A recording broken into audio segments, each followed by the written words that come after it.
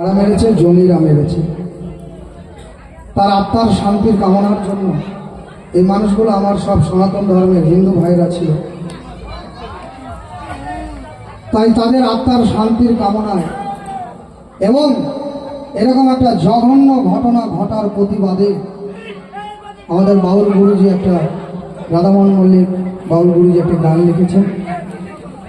তাই সেই গুরুজির গানটাই আমি আপনাদের সামনে তুলে ধরব।